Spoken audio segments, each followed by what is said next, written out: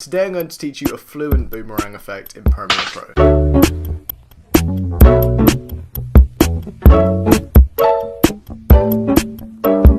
Hey guys, welcome back to the channel. Before we start, if you're a creative or an entrepreneur, I highly recommend checking out the Instagram page I help run called The New Vision. The link for that is in the description, check it out after this video or something. I'd really appreciate it. So this effect is quite simple, but it looks really cool. Many editors and filmmakers have used it, but it's probably most known to be used by Crea Tyler. Here's a few examples of the effect used in a few videos of his.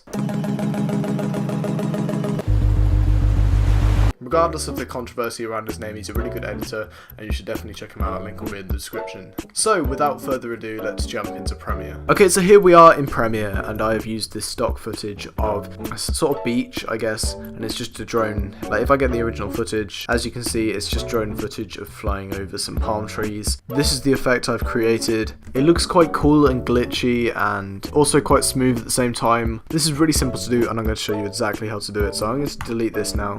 I'm going to bring in my clip and as you can see, this is the clip. Now I think this clip is going a bit too slow to have good enough movement. You'll probably want to do this as well, and I'm just going to hit Command R, which will open up the clip speed / duration. If you don't have that key, just right click and then click speed and duration. And I'm going to set this up to maybe about 300.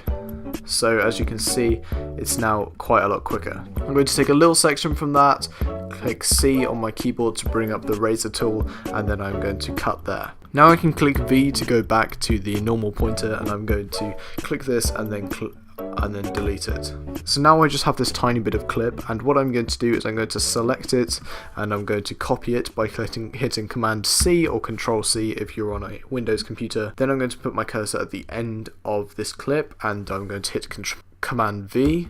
Another way you can do this on Mac is by holding the Option key and then dragging this across to create a duplicate. And now what I'm going to do is I'm going to hit Command R again or right click and speed and duration, and on this clip, the second one, I'm going to hit reverse speed. It sort of boomerangs back and forth here. Now what I'm going to do is I'm going to hit Shift and I'm going to select both of these, and then I'm going to copy this again with Command C or Control C. Then I'm going to put my cursor at the end and I'm just going to go wildfire until it's about as long as I want it to be. Now this seems like a reasonable length. You might want to have your clip a bit shorter or longer depending on how prominent you want the effect to be. I think I'm going to keep it at this length just for the sake of the tutorial. Now after that, you're going to want to click and drag and select all of these. And then you're going to want to right click and then you're going to want to click Nest. It doesn't matter what name you give it. If you want to give it a name you can, but you don't have to, and just click OK. Now that your sequence is nested, you're going to want to select it and then come up to the Effect Controls panel. This should be here. If you can't see it, then go to Window and Effect Controls and it should appear. At the beginning I'm just going to hit this toggle animation button. As you can see, it creates a keyframe and it also says that the scale is 100. Now I'm going to drag my playhead all the way to the end of this clip. Then I'm going to hit the step back 1 frame button so we can see the end. Now what I'm going to do is I'm going to zoom in quite a bit, maybe about by 20. And as you can see, it's created another keyframe. This has created an artificial zoom that lasts the length of the sequence. There you go, if you play this you should see the effect should work. Thank you guys for watching this really short tutorial. I want to take some time at the end to talk about what is coming next on the channel. I have a collaboration video going up soon which I'm very excited for.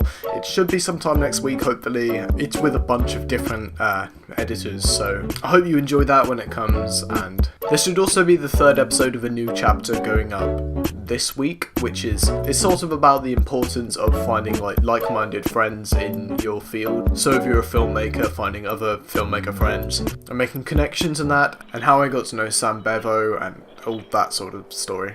Also, I'm currently working on the podcast and sorting out the logistics. I have a few guests lined up, so I want to make it as good as possible. Anyway, thank you for watching. Remember to subscribe with notifications on for more videos like this, and I'll see you all in the next video.